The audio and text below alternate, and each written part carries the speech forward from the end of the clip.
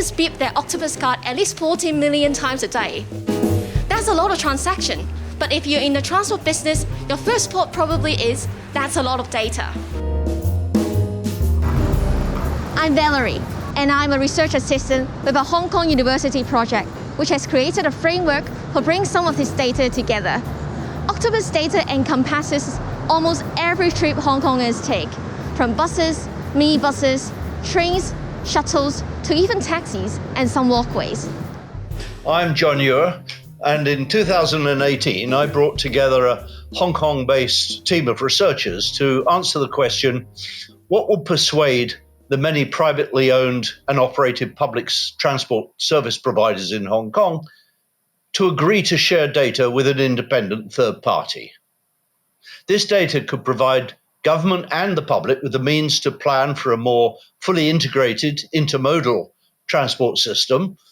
It could mitigate against some of the problems of congestion and pollution, improve our understanding of passenger flows between modes, and offer more flexibility in the planning of routes, on-demand services, and multimodal forms of transport.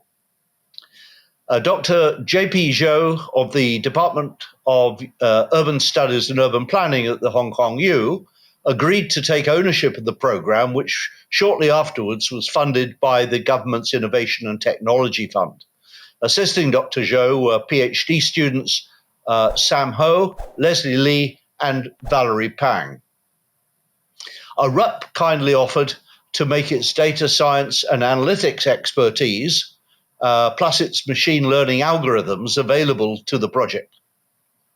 The Hong Kong team consisted of Andrew Pickford, Valtrap Ritter, Terry Graham, Dr. Jenny Wan, with additional help from Marina Hyan.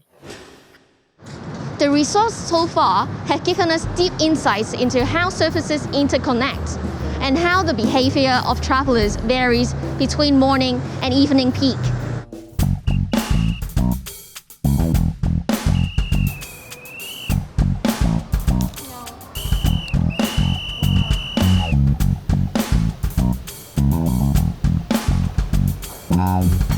We now have data from MTR and also two franchise bus, the KMB, first newer bus, and also the city bus. We know first time maybe ever, we know that Exchange Square, public transport interchange, how many people, transfer from MTR to city bus, or vice versa. And also we know, how much time it took for them to transfer from bus to MTR or vice versa.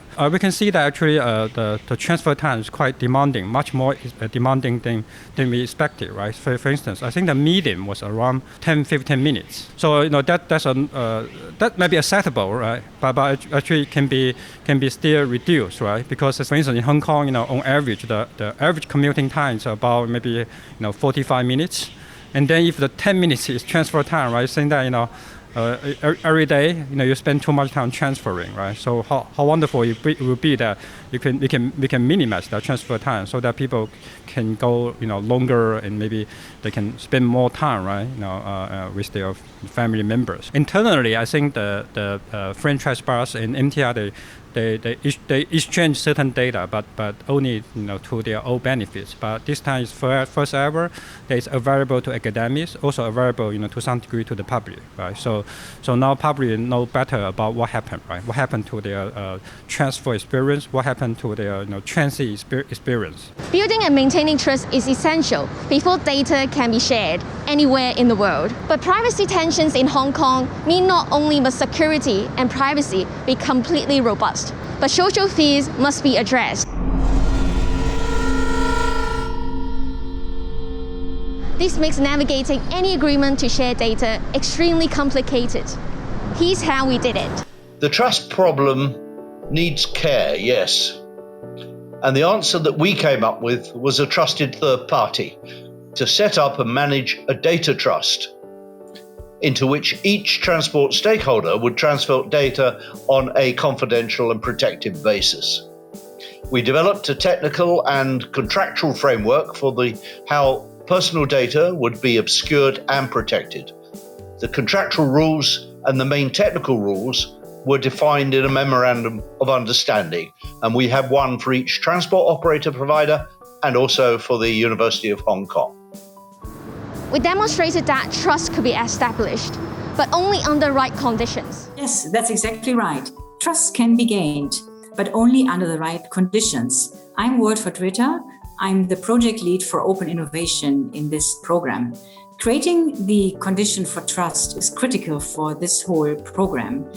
Trust is really a very difficult thing to understand because it is the human trust basically defines the bandwidth of data sharing. That means the human trust defines the scope of what we can do in terms of technical data sharing. That is really the bottleneck in most projects on collaboration on data. So what's next for our project? The director of Hong Kong U's iLab, Wilson Liu, says work such as this provides invaluable insights and data for cities' big data ambitions. Data is key to our scientific research. We all know the famous quotation from Edward Deming, "In God we trust, all others please bring data." So data is of paramount importance for the research in this faculty. For example, smart city, smart traffic, and smart construction. Our proof of concept is scalable, and so for Data Trust 2.0. We will use the same framework to build more permanent solution. This is expected to include some high-resolution geospatial data sets that describe the strategic road network in Hong Kong. We'll also add dynamic data that describes the availability and activity levels of transport services.